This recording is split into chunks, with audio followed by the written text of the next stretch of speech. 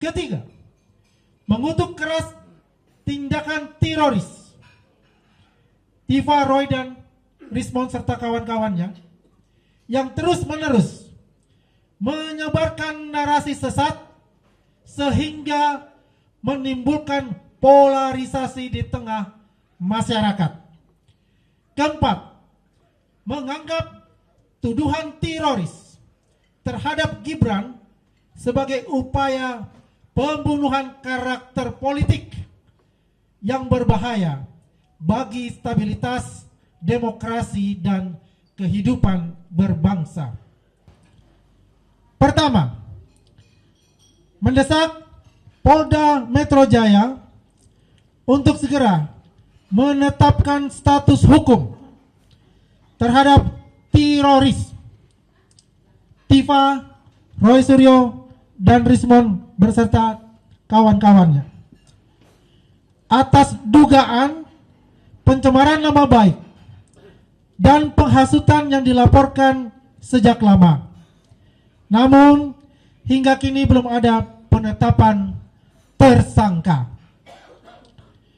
Kedua, menolak segala bentuk pembiaran terhadap penyebaran isu bohong dan fitnah, khususnya terkait ijazah Presiden ke-7 Republik Indonesia, Insinyur Haji Joko Widodo, yang dituduhkan palsu tanpa bukti yang sahih.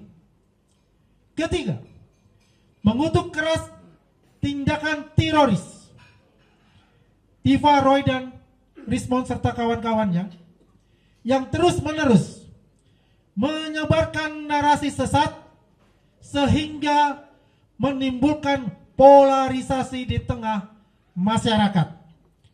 Keempat, menganggap tuduhan teroris terhadap Gibran sebagai upaya pembunuhan karakter politik yang berbahaya bagi stabilitas demokrasi dan kehidupan berbangsa. Kelima, meminta aparat penegak hukum bertindak tegas demi menjaga marwah hukum dan mencegah presiden buruk di mana fitnah dapat dibiarkan tanpa konsekuensi hukum. Keenam, mengajak seluruh masyarakat Indonesia untuk tidak mudah terprovokasi oleh isu-isu menyesatkan yang disebarkan oleh pihak-pihak yang memiliki kepentingan politik sempit. Ketujuh, mendukung penuh persatuan nasional serta menolak polarisasi sosial politik yang ditimbulkan oleh isu-isu bohong yang digoreng terus-menerus di ruang publik. Kedelapan, siap mengambil langkah-langkah hukum dan advokasi lebih lanjut apabila aparat penegak hukum tetap lambat demi menegakkan keadilan serta menjaga kehormatan bangsa dan pemimpinnya. Dengan ini kami menegaskan bahwa pernyataan sikap ini dibuat demi kepentingan bangsa, menjaga kehormatan hukum, serta melindungi persatuan rakyat Indonesia dari provokasi dan fitnah yang berulang-ulang. Jakarta, 2 Oktober 2025. Peradi Bersatu, Rumah Juang 2 Prabowo Gibran, dan para relawan Jokowi serta pendukung Prabowo Gibran. Terima kasih. Assalamualaikum warahmatullahi wabarakatuh.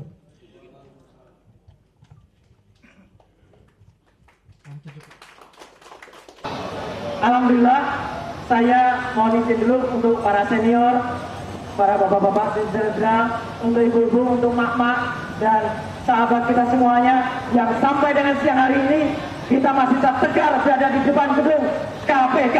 Ya, saya mohon izin agak terlambat datang. Karena apa? Ini satu berita yang sangat penting. Barusan saya dari gedung KPU, Komisi Pemilihan Umum. Alhamdulillah, berkat doa teman-teman semua, berkat doa senior semua, saya dan tim sudah berhasil mendapatkan salinan ijazah palsunya Jokowi. Secara resmi.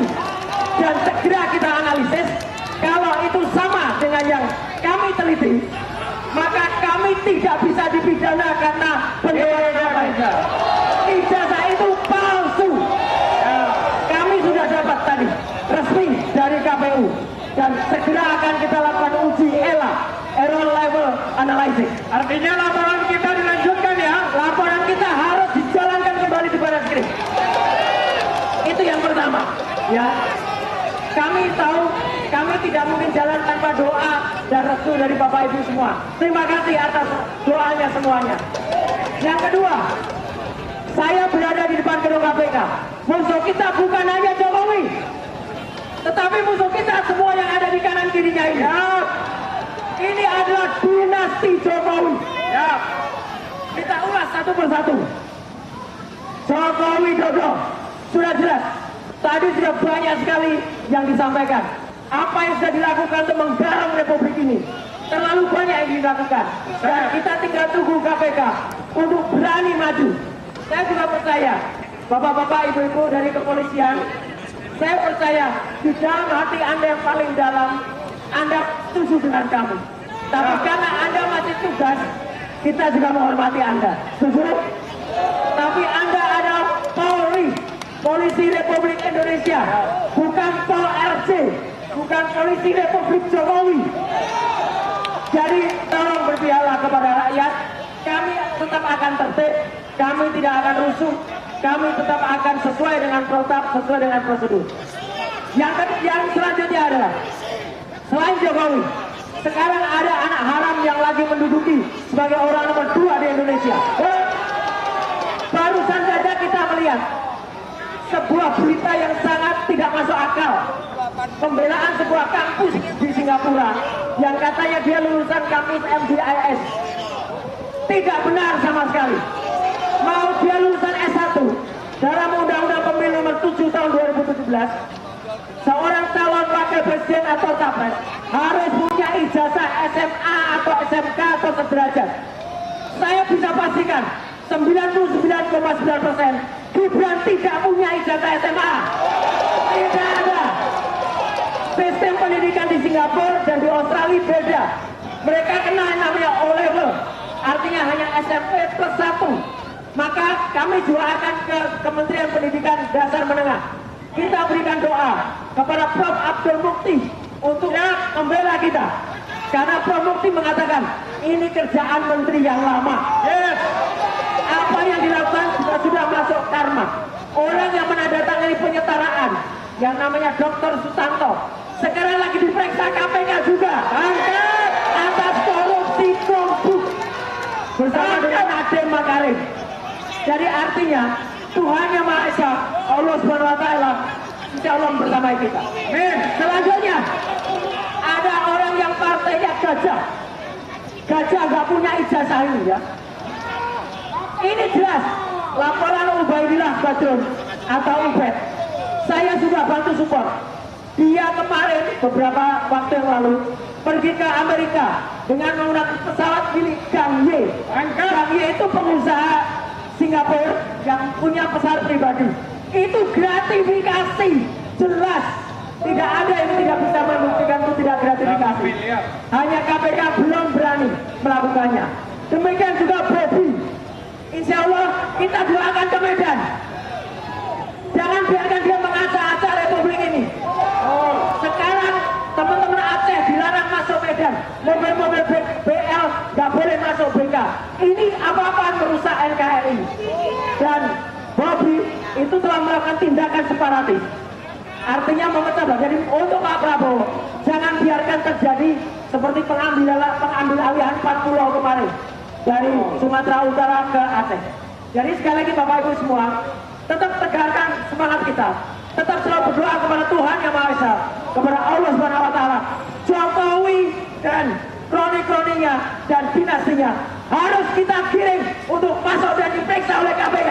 Ya. Setuju? Merdeka! Merdeka! Adili Jokowi! Maksulkan Gibran! Adili Jokowi! Maksulkan Gibran! Terima kasih. Wassalamualaikum warahmatullahi wabarakatuh. Baik, kami minta langsung Bapak Didu. Assalamualaikum warahmatullahi wabarakatuh. Bapak dan Ibu Polisi Sama Kurnia ke atas.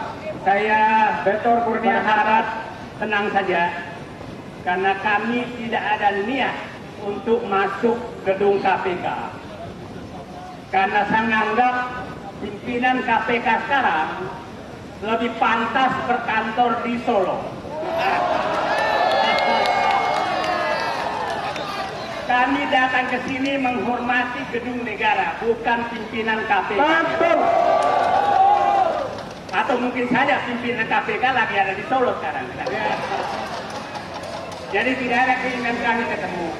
Karena yang kami menuntut diadili adalah sponsor utama pimpinan KPK sekarang.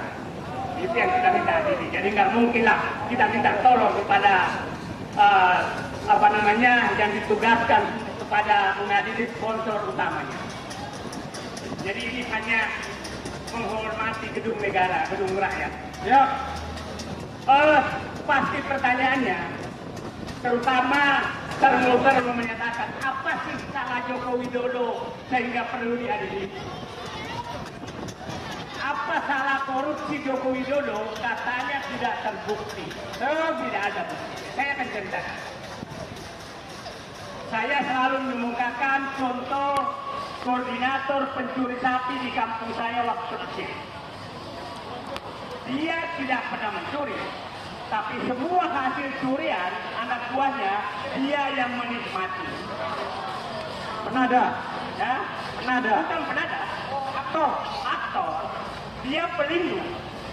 Dia kalau ada anak buahnya ketangkap, dia datang membebaskan anak buahnya. Tapi kerjanya hanya menyumbang ke masjid, menyumbang ke sekolah, dapat nama baik, tapi tidak pernah mencuri. Saya bukan menyatakan Joko Widodo seperti pencuri sapi, saya hanya menceritakan kelakuan pencuri sapi. Nah, sekarang kalau rakyat bertanya apa salah Joko Widodo sehingga terjadi, Pak Joko Widodo, kami hanya bertanya, kemana uang utang yang Anda naikkan 3 kali lipat selama Bapak menjabat? Kemana jutaan hektar hutan, jutaan hektar tambang yang Bapak bagi-bagikan itu selama Bapak menjabat? Pak Joko Widodo melepaskan hutan di periode pertama itu hampir 3 juta hektar. Menterinya adalah Zulkifli Hasan. Yang kedua, hampir 3 juta hektar juga, menterinya adalah Siti Nurbaya. Pertanyaan saya yang kedua, Pak Joko Widodo, kenapa harga pembangunan jalan tol selama Bapak menjabat naik 3 kali lipat? Itu kemana uang? Siapa yang menikmati itu? Pak, kemana bansos-bansos yang Bapak itu ratusan triliun? Oke? Kemana tambang-tambang yang jutaan hektar yang Bapak serahkan ke Cina? Oh, gila. Kenapa penyelundupan tambang yang dibuka sekarang juga Bapak tidak mau lakukan? Pak Joko Widodo, kemana uang rampokan Jiwasraya, Asabri, BTN, Timah, korupsi yang terjadi di rezim Joko Widodo, mohon maaf, itu dilakukan dan pelakunya adalah geng Solo. Gila. Jiwasraya dari sana, Taspen dari sana. Sekarang masuk wilayah-wilayah yang terungkap sekarang itu semua mengarah kepada kekuasaan Joko Widodo. Oke, kritik